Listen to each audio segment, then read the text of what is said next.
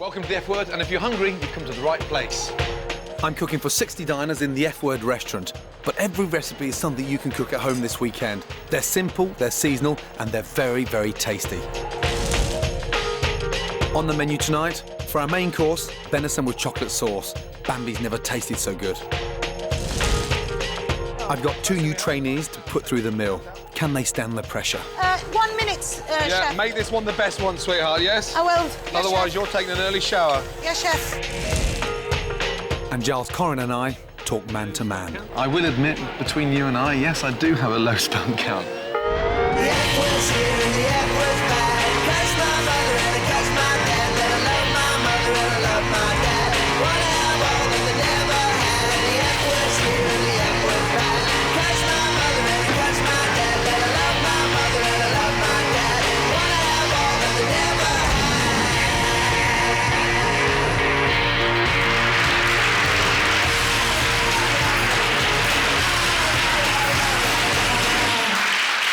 Okay, Sarge ready? Yep. Yes, Neil ready?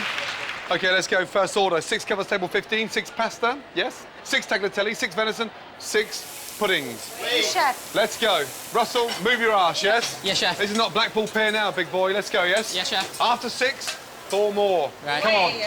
And why is the water not boiling? Just added it. Turn up the heat. Yep. Put some tinfoil on top. Yeah, bring it to the ball rapidly. Yes, Let's chef. go. Our starter tonight is a very, very delicious tagliatelle of wild mushrooms. And wild mushrooms this time of year is absolutely perfect because it really is now mushroom season. Service, please. Now, what's the secret behind cooking mushrooms? Cook the thicker ones first and the thinner ones later so that the ones that have too much water. More importantly, let me just show you. Grab a handful of mushrooms, OK? Just a few of each mushroom. Watch the water that comes out. Yeah, it's just water. We're using a mixture of wild mushrooms, including shiitake, chirol, and trompette de mort. The reason wild mushrooms are great is they have a much more intense flavour. OK, good. Hot pan. I sauté the mushrooms with shallots in a very hot pan to get a really good flavour. I start off with oil because butter burns too easily. Once the mushrooms start to cook, a knob of butter finishes off the flavour beautifully. My brigade this week are Angie. Great to have her back in the kitchen, especially being a woman.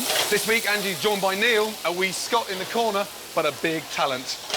And of course, I've got my right-hand man, Mark Sargent. My 2 commies this week are Stosey from Lancashire and Russell from Blackpool. On order, 4 covers table 12, 4 tagliatelle wild mushrooms, 4 venison, 4 rhubarb crumble. Wait. No answer, Stosey. Oui. We? Yes, chef. Yeah, come on, I want to hear you, please. Let's go now, Stosey. Pressure's on now, yes? Yep. Heat's turned up. Let's see if we can cut it. Turn that water down, because the pasta's going to overcook in literally seconds, yeah? Yes, chef. How long, Stosey? 1 minute, Yeah, chef. make this one the best one, sweetheart, yes? I will. Yes, Otherwise, chef. you're taking an early shower. Yes, chef. Russell and Stosey are just 2 of over 1,000 people who applied to work in the F Word kitchen.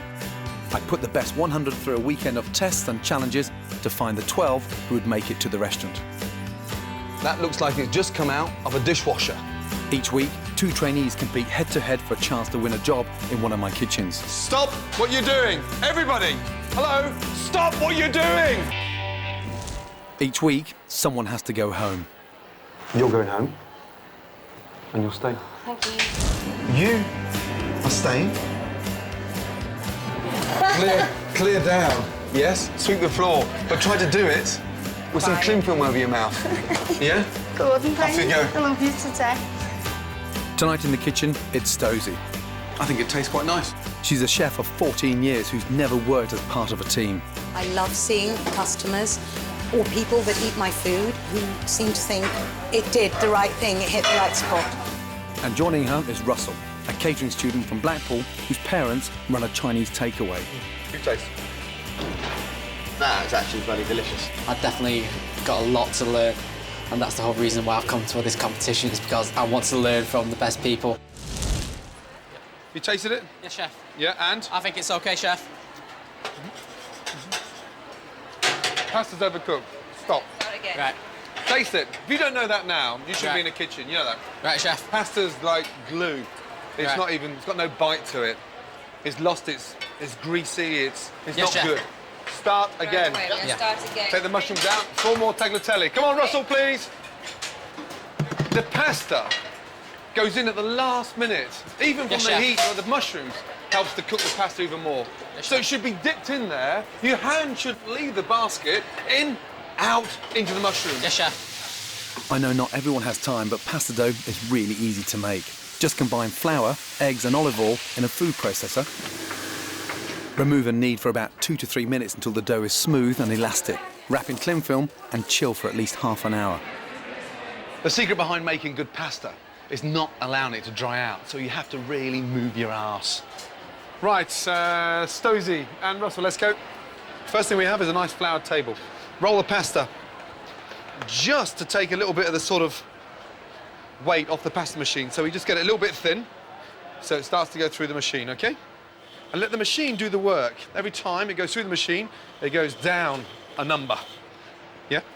Now to cut it, fold it nice and neatly, but while we fold it, we just sprinkle it with flour. Here we go, up and round, and then from there, nice long length pasta. Look at where we are. You don't really want it any longer than that because you've got to think of the customers pulling it from their bowl. So let's go there, shall we? Okay. Yeah? Tagliatelle, one piece through, back of the hand, in the machine. Yes? Up, and look, here it comes. It's almost like going to the hairdresser, isn't it? That nice fringe. Let those little bits dangle off, and then dry on to there, yes? There we go. Let's go. Nice. Very nice. The most important thing about the presentation with the tagliatelle of mushrooms is get your tongue and twist the tagliatelle round so it almost shapes a really nice ball in the centre of the plate. Then get your wonderful sautéed mushrooms, oozing of garlic and shallots, and just let them sort of fall on top of the tagliatelle. But the secret is to make sure the tagliatelle is not all broken up, just like that, nice and relaxed. Parmesan cheese on there, quickly. Yes, chef. Let's go, Stosey. Move over, that's it. Now, there you go. Got to be on your toes in the kitchen, you know that? Yes, chef. Yeah, you're heavy-footed, like a little baby elephant running around. Clump, clump, clump, clump. Go, table 2, please. Go, go, go, go, go. 4 tagliatelle, how long? After that, 4 more tagliatelle away, please. Hello. Hello. How was the tagliatelle of wild mushrooms? It's very nice. A bit of seasoning. A little bit more seasoning. A little bit more seasoning. I thought it tasted amazing. The pasta, the mushrooms, the garlic, the herbs, unbelievable. All so many tastes in one go. It's unbelievable. It's amazing.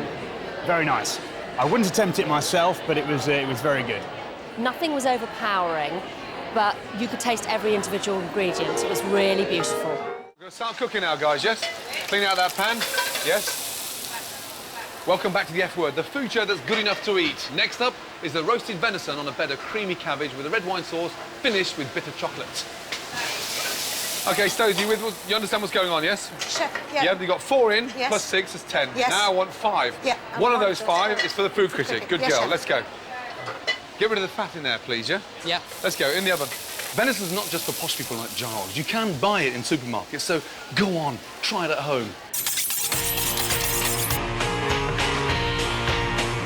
A lot of people get a little bit worried about venison because they think it's sort of very gamey and very strong, but it's not. Salt, pepper, hot pan, olive oil, seal,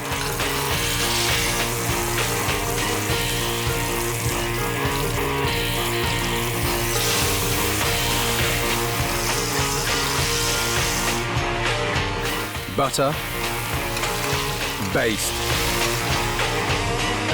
butter paper. It protects the venison, keeps it really nice and moist. Nothing's drying out. They are the perfect chef's blanket. Hot oven, 8 minutes. Red wine chocolate sauce. Pancetta, shallot, garlic. Be quite generous with the black peppercorns because we need to weight the sauce up a bit. Thyme, bay leaf. 350 mils red wine. The red wine gives it body, texture, and a real nice depth of flavour. Reduce. 350 mils brown chicken stock. Reduce. God, they're beautiful. Sieve. Then a little dash of raspberry vinegar. Dark chocolate. Delicious sauce.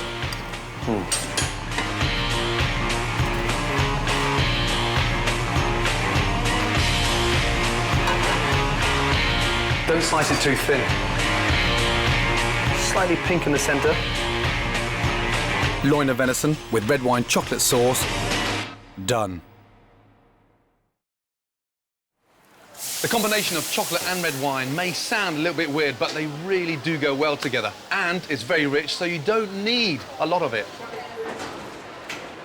When grating the chocolate into the sauce, whisk it in gently, but be sure not to boil the sauce. Otherwise, there's a possibility that it will curdle. If it does start to curdle, then change pans quickly into a cold pan to bring the sauce back together.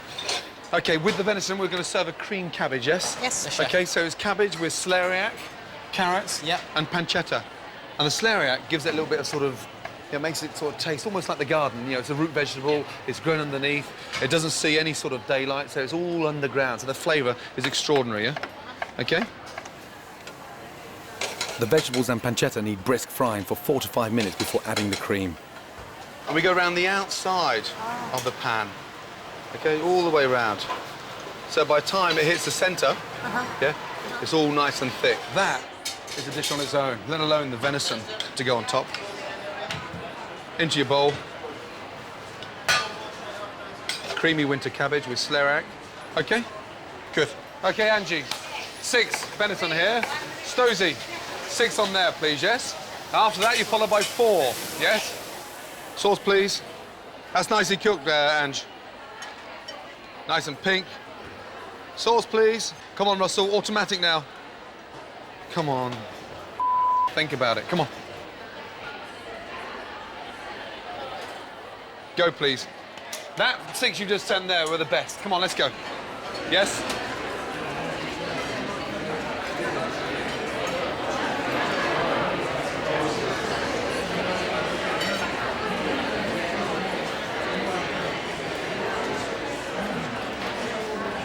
Did you enjoy your starter?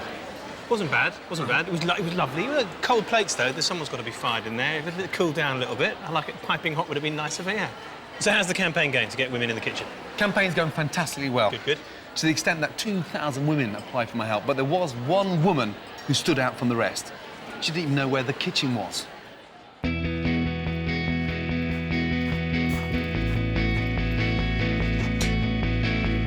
Kieran's a professional rugby player, so his diet is really important to how he plays and how he trains, and I don't really help him in that area at all. Good to see you. Nice to meet you. One thing I hate the most, that's him having one over on me.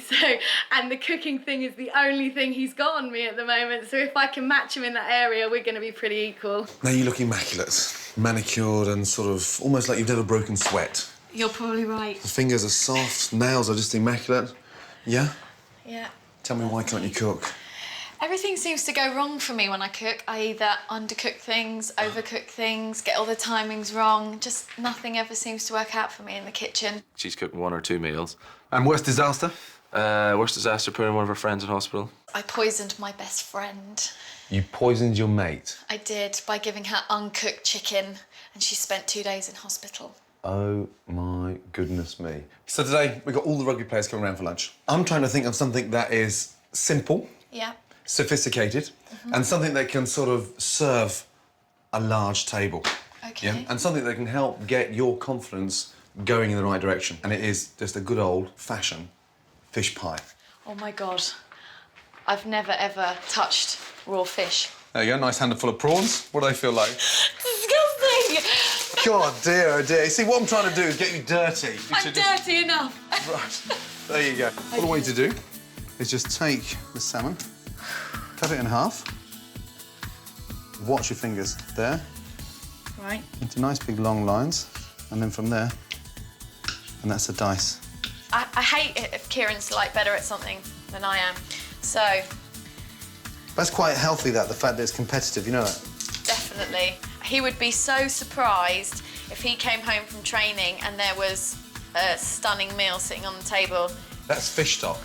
Right. Really good healthy fish stock. Okay. What does that need in there? Salt. Yeah, good.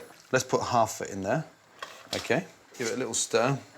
Now, we don't want to stir it too much. What happens if we stir it rapidly? What happens to the fish? The fish is just going to break up. Break and crumble. Flippin' egg, you've just started to sweat. Hold it down and toss. That's it. There, good. Good. So now we've got two things going on at once. Great. Yeah, you're surging off the mushrooms, you're cooking off your fish. Yep. Flip, what's that? Smoke alarm. Smoke alarm. Has it ever gone off before? No. Flippin' heck, there's hallelujah. Wait, tell the neighbours, the kitchen's been used. The kitchen's been used. Okay, great. Good. Try and get the salmon Yeah. throughout the dish so it's really nice and, look, there's nothing worse than having a pie that's missing filling. The nice thing about this, we don't need to season it. Why don't we season it? Because we've seasoned it throughout. Exactly. Okay. The smell of that, you know, we haven't even finished cooking it yet. It smells great. A nice tip when you're not too sure is just dust your top, Yeah. put that down. There's your mark.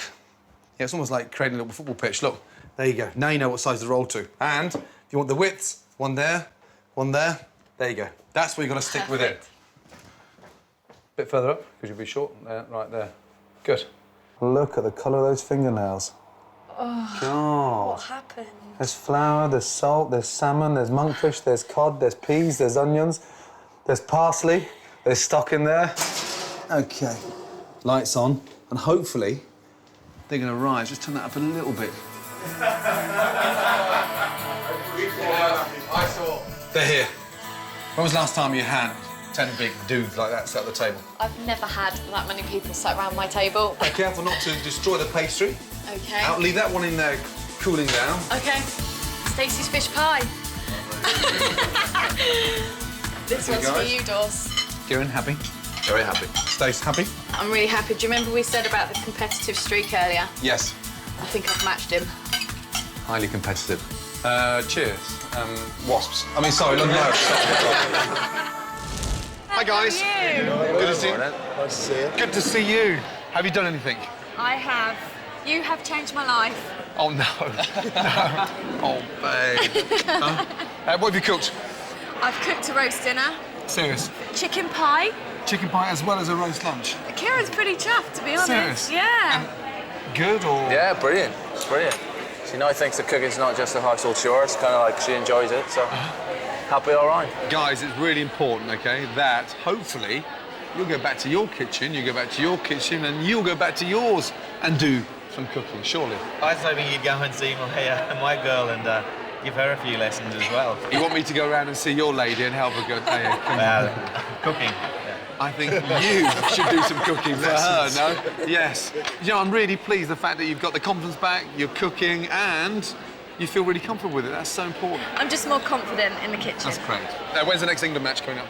Got the first game against Australia, I think it is, so it's exciting times again. So we stuff them with a cricket. Please give it to them from behind again for the rugby, yes? And then after a successful match, round to Madam's here for chicken pie, fish pie, roast lunch. I can do it all. Good luck. Keep it up, please. Good to see you. Thanks for coming, guys. Good luck. Well done, Stace. Stace, keep it up. Giles. Gordon, is it really true that 2,000 women responded to your campaign? I don't believe that. Yes, it's true, but it's actually over 2,000, you know that. But what shocks me more is the 70 women that asked you out for a date. They didn't? Yep, they were keen. Why did they want to do that? Yeah. They got no pride? You clearly think they don't. 70 women! Yeah, it's very strange. Let me just introduce you to some. Put that in. I don't know if I should do this.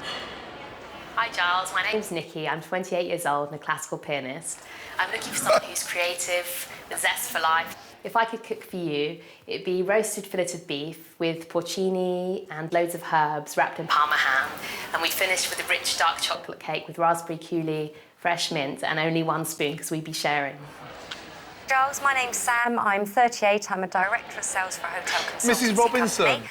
And I'm looking for someone spontaneous and who doesn't take themselves too seriously, who hopefully shares my love of food. No, they're not in public. Hi, Giles. My name's Kit. I'm 57 years old. No, it's embarrassing. I'm looking for someone articulate, intelligent and sexy.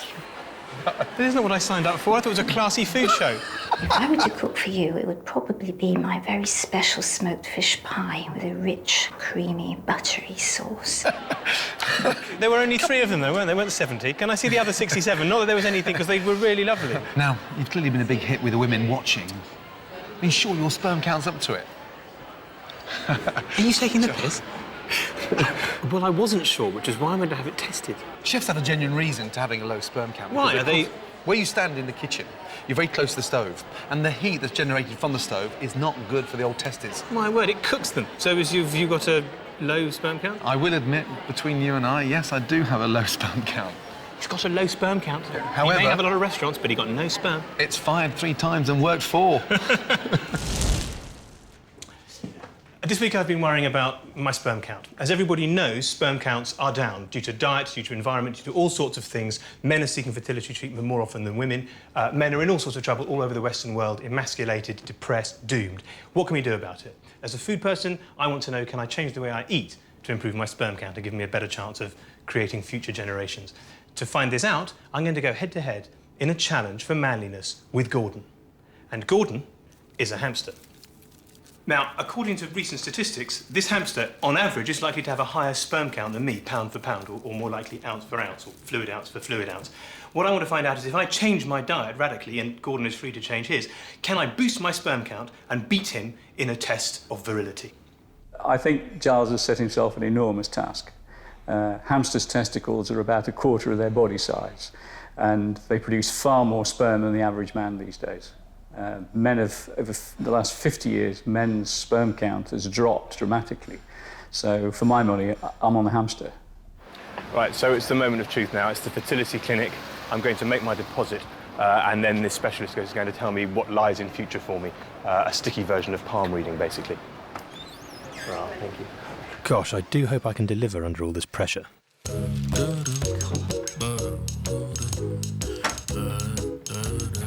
Am I doing it in the bog? This is terrible. Can't I go in the ladies? At the very least, there's sort of frisson, the whiff of perfume in the air.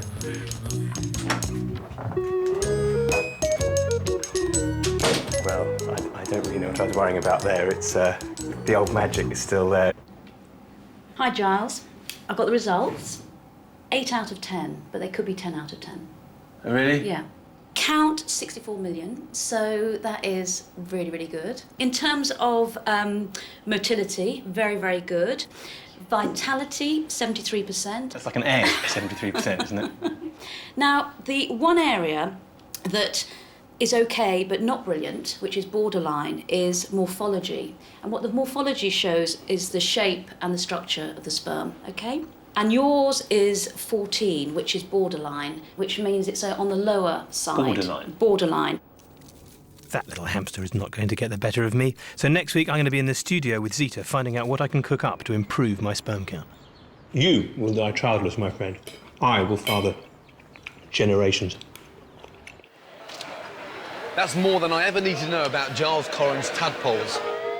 Welcome back to the F word. Right, Stosey, 4 nice dinners and they were lovely, yeah? Beautifully cooked. To be a great commie in a brigade, not only do you have to be passionate, but you have to be willing to work harder than most people do in their entire lives. You understand what's going on, yes? You got 4 in, Yes. plus 6, then I want 5 more in. I sent Giles Corran, our resident slacker, to go and spend a day in one of my restaurants to see if he really does have a full day's work in him. A working day for a commie here starts at 8 a.m. and ends at midnight. The starting salary is a magnificent $14,000 a year. Right, well, I've got to the Connaught. I'm going to go in to meet Angela Hartnett and the team and find out just what it takes to be a chef in a Gordon Ramsay restaurant. And for me, a complete first, I'm going in through the tradesman's entrance. Hello. So, how many are in today, then? Full? Full for lunch, and we've got about 150 tonight. Right, that goes like that. You're not Gordon. I'm presuming as a restaurant critic, you know what this is. I don't know, it's like a white radish or something. So, well, it's basically the artichoke family, salsify. You're basically going to peel the whole lot down in lemon water. This? All of Yes, them? all of this. This is just one of about 20 jobs you've got today. My doom in the shape of a shallot. Each week, Angela and her team chop 4,000 onions. They produce 15 gallons of soup and serve a total of 2,000 meals.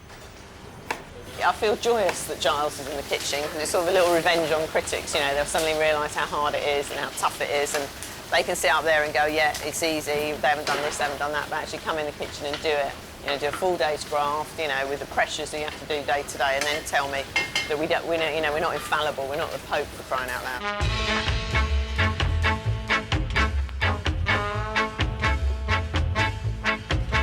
Your next job is fish bones.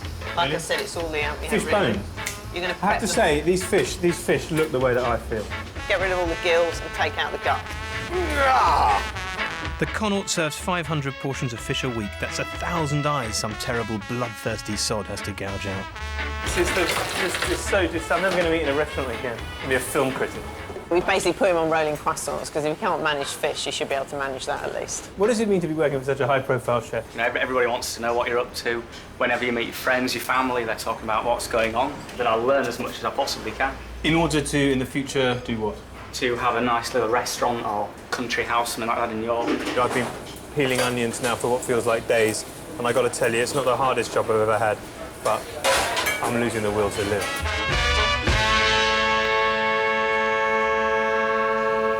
Right, let's go, Giles. Wait, off. Come on, I've got 100 thingy to get for lunch and you're pissing around. Let's go, you. Move. You speed up a bit. You're in service now and you're basically in everyone's way.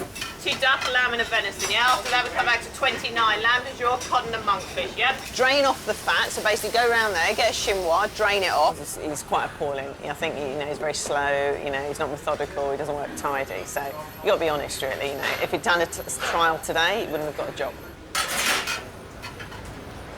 Blimey, it's daylight. Fair point, Gordon. It's hard work. I smell of onions and fat like an old hot dog. I wouldn't do it again in 1,000 lifetimes. It seems that the world is full of ambitious young boys and girls who think that working for you is a privilege, but I am not one of them.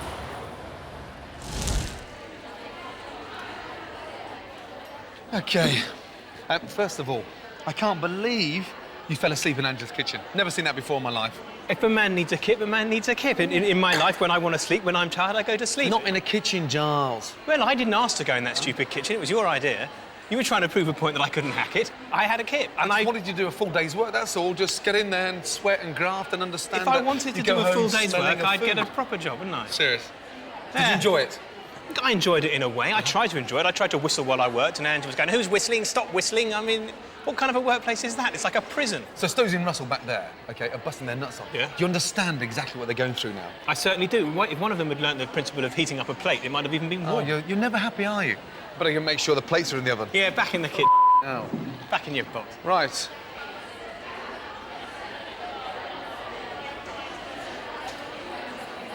Right, ladies and gentlemen. Yeah, how are we? Good, thank you. Yes? Yeah. How was your venison? Really nice. Yes, not too rich? No, I've never had it before and it was really tasty. And what do you think of the idea with the chocolate sauce and the venison? Didn't taste like venison, did taste like game. It was very soft and subtle and it tasted very much like beef, but it was a lovely blend of flavours. It was strong enough, but not overpowering as you'd expect game to be, and it was lovely. Everything worked really, really well, and it was just done just perfect. It melted in the mouth. Loved it. I've eaten venison before, but nothing that ever resembled this. And it's not just flattery because I'm being interviewed here. It really is. It was absolutely wonderful. Beautifully, I'd love to know how he done it.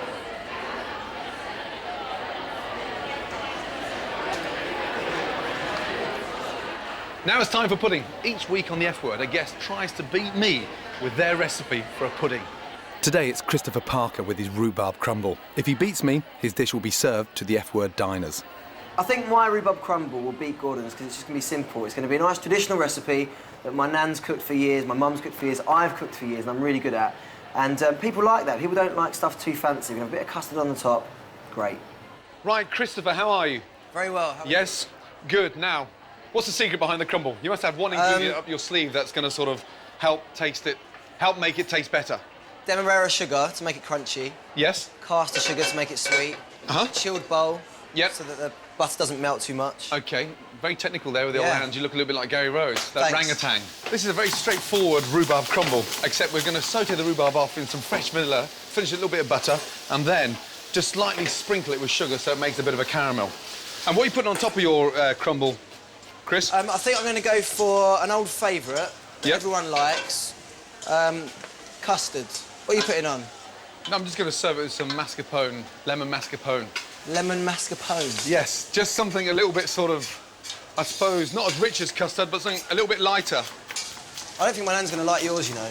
This crumble mix is actually quite interesting because we've got some hazelnuts in there, some oats, some flour, demerara sugar, and then just a very light sort of lemon zest in there, just to make it a little bit more vibrant, a little bit sort of easier to eat.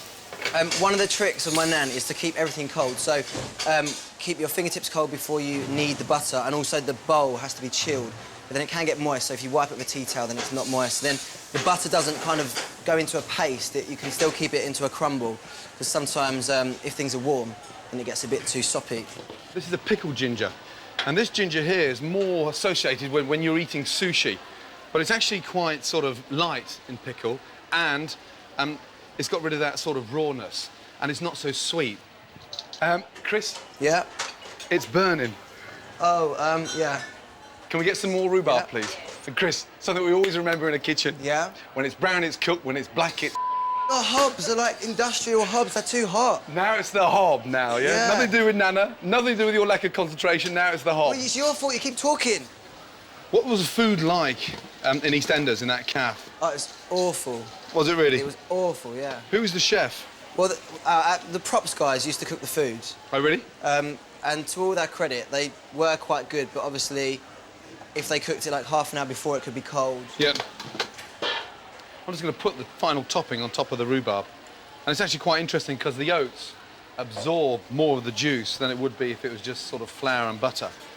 And the butter gets it really nice and crispy, and the oats just start to absorb all that flavour from rhubarb. And how long for Nana's recipe? Maybe about 10 minutes at the most. 10 minutes, OK. Yeah. Did you take this long learning your lines? No. No. Look at that. Nice, homemade, normal rhubarb crumble.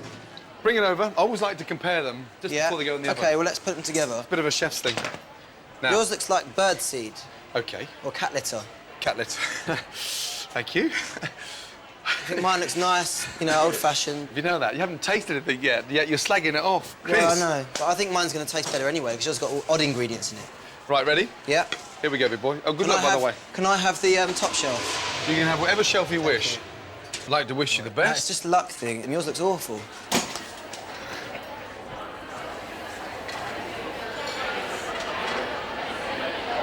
Hello, Ian. Hi, mate. How are the turkeys doing? It's been a bloody tough week, you know that. Is it? Poor fellows. They're not well. Gary, not well. That abscess has grown. It's not as easy to live the good life as I thought. We're fattening up 6 turkeys for Christmas dinner. But one of them, Gary, has got an abscess on his foot. Peter the vet has been giving him antibiotics. OK, now, we've got to get this down his throat. The syringe has to go right down the back of his throat, there, and give it a squeeze. OK? There's his mouth, let him swallow. There's he swallowed. Do you see him swallow? Oh, wow. Good boy. Oh, I can't believe my daughter's kissing Gary. Joking aside, it's time for the kids to face a harsh reality. If the medicine doesn't work, Gary is going to have to be put down. While the children wait for news of Gary, they've been helping me in the garden. I'm growing fresh seasonal vegetables to go on the plate with the turkey. I'm determined my kids will grow up knowing where their food comes from, unlike 1 in 3 kids who don't even know what chips are made of. What's that? Beetroot. Beetroot. Leek.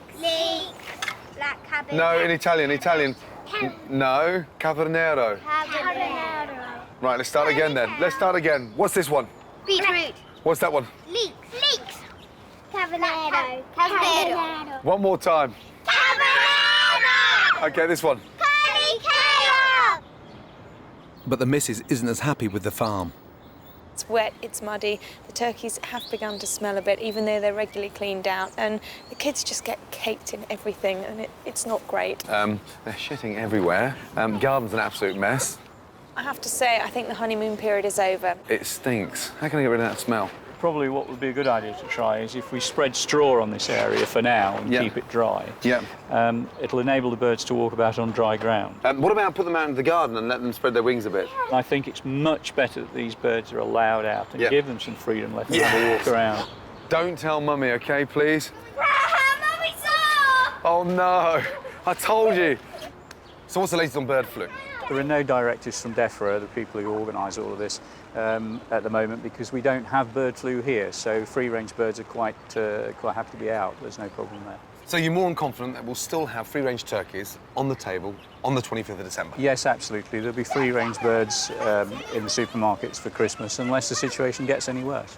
That's good news. Absolutely. Right, come here. We're going to dry their pens out. We're going to scatter the pen, OK, with some straw. We'll get all the straw like this, yeah?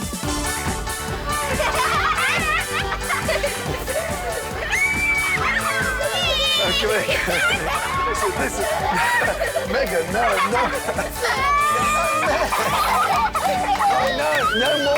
No more. I think they look happy, don't you? Yeah, but my back's so no more locking them. Your what? My back's too itchy. Your back. We shouldn't throw hay around everywhere. Come here. But you didn't throw hay on me. I didn't throw it. It dropped on you. No, you threw it on me. Right, listen, just tell Mummy, OK? She slipped over in it. Don't tell Mummy. No, I'm going to tell her that what really happened. No, listen. Some sweeties? Yeah! Gary definitely seems to be more comfortable on the straw, and he's been on antibiotics for a week. So it's time for Peter to make a decision about whether he's going to pull through or will he have to be put down. Hi, Gordon. What do you say, Peter? Hi. Right, he's been on the painkillers. He's had antibiotics. He's clearly not eating. And it's Peter's decision, unfortunately, whether or not Gary stays with us, Jack, till Christmas, or we're going to have to put him down. So, Peter, what do you think? Well, I've had a look at him today walking around, but I just want to have a look at his foot one more time. Yeah. If you remember, the base of his foot was quite swollen. Yes. And that's the important thing. Oh, look. And that's softened now. It's not as swollen at all. Uh-huh. This joint is working quite well. And when I was watching him walking earlier, he was walking really well. So the good news is, I think he's made it. And I think we'll take him off the antibiotics, and hopefully we're there. OK? Happy? Yes? All right. Gary's staying with us. Yeah! Gary's going to be with you for Christmas. You got a turkey for Christmas, yes? Yeah! Right, have a little taste of mine, yeah? Okay. And I'll have a little taste of yours. Because I'm dying to taste it, but do you know what? I'm going to taste it without the custard, Christopher. It's not bad. OK. 2 out of 10. Good luck. Good luck, my man. Yeah. Yes? It's time for our rhubarb crumbles to be judged, and it's my reputation on the line. So far, it's 1 win to the guest cook Oh, get out. and 1 win to me. Mum, I'd never have won had you not taught me properly, you know that? But I should win hands down to this young upstart. We've chosen our judges from tonight's diners, and all that matters is taste. Ow. Nice bit of cinnamon in there, though, like that. That's good. Don't know why. I think I can taste lemon juice, but Really? maybe it's not. Maybe it's just the combination, but It's not quite tart enough. This is your dish number 2. this is totally the reverse. It's not quite as sweet either. It's got a nice little touch to it. It's got to be dessert number 2. Number 2. Dessert 2. So I have to say the winner is this week. Yes? Well done, Gordon. Yes! What? Congratulations. Well done. I'm devastated. No, don't be devastated. 3 out of 3. My nan's not going to be happy. I'm gutted. I didn't like his rhubarb crumble. It was all right, but it doesn't taste like rhubarb crumble. Mine tasted like good old-fashioned rhubarb crumble. I think those blind tasters, I don't think they were tasting it. I think they got them mixed up somehow. But what's even worse is that all 3 of them chose Gordon's and didn't choose, not even one of them like mine. Time to find out what our guests thought of their pudding. Delicious, very nice, fruity flavours, nutty top bit. It was bitter. It was gritty, nutty. I don't like nuts. Perfect end to the 3-course meal. Delicious. Now, you're a bit of a food connoisseur, right? I pretend to be, yeah. I don't tell anyone I'm not. You've sort of almost tasted everything on the planet. Within reason. Well, I actually think I've beaten you now. No. Yeah? I've tasted something you haven't tasted. Can only be a vegetarian lasagna. Not quite. Better than that. Gannet. We're in a very remote and inhospitable part of the British Isles, right in the very northwest tip of Scotland. just above the Outer Hebrides in search of something unique, a delicacy called gannet. A seabird that's notoriously greedy, the gannet is actually a protected species. The islanders of Lewis are the only people in the UK who are allowed to kill and eat these birds. But they're under pressure from the animal rights lobby, and it's probably my last chance to taste this bird. Mate, we're in search of a gannet. Well, they're a delicacy. What do they taste like? Oh, amber nectar. Amber nectar. Salty duck. Fishy duck. Fishy, salty duck. Fishy, salty duck. This is the rarest bird ever, and I haven't tasted one. And I've been cooking for 20 years, and I'm dying to get hold of this thing. There's got to be somewhere I can get hold of one. Well, you're probably going to have to try Sweeney.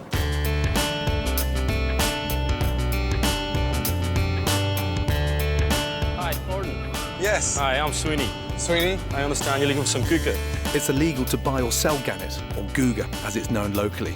But Sweeney was born in Lewis, and he has offered me one of his birds from this year's cull. Having eaten nearly everything there is to eat in this world, Yeah. I've never, ever had the chance to come across this delicacy. Well, I'll say to you now, it'll be an experience. You ready? The islanders salt cure the gannet, which only adds to its overpowering smell. So Sweeney keeps his in the garage, not a good sign for something I'm about to eat. God, the smell! What have you done to it? That's just how it is. Jesus Christ almighty. It's like something out of an alien film. Tastes good, though. Oh, God. Look at the fat on it. Yeah. And that's been in there for how long? Less than 2 weeks. Really? But what's in that liquid? Just salt. So it's almost like a brine? Aye. And this is the delicacy that I've travelled hundreds of miles Aye. across sea and land to look at this. Worth your while, isn't it? Oh, God's sake.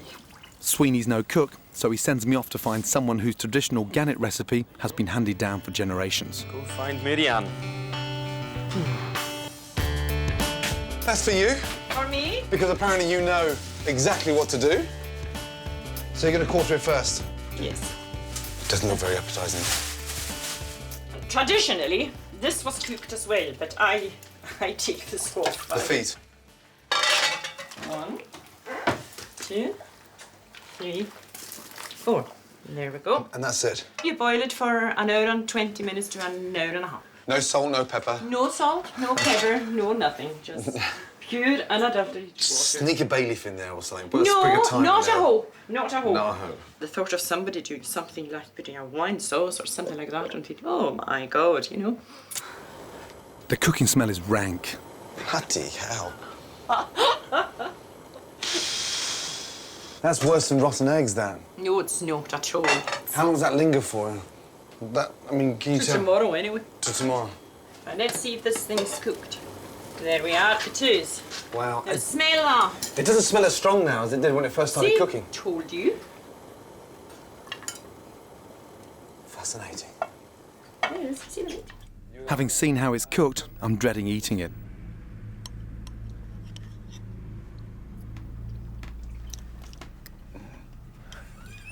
Waiting in anticipation.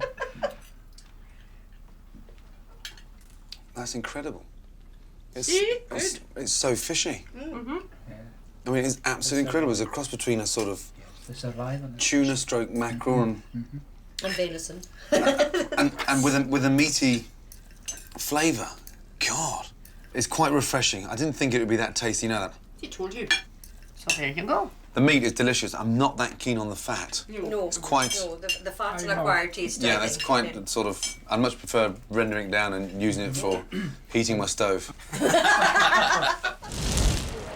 That's the fat, that's the meat. And that's the meat. I've asked Marianne to come to London to share her recipe with the F-word diners. Let's take it to our food critic, see what he's got to say, yes? Here we go. Now, this is a rare delicacy, yeah? Have a wee bite of something historical. Now, don't move away like that. Taste it, come on. It smells of pickled fish. It's a very... It tastes slightly of snake, doesn't it? Snake?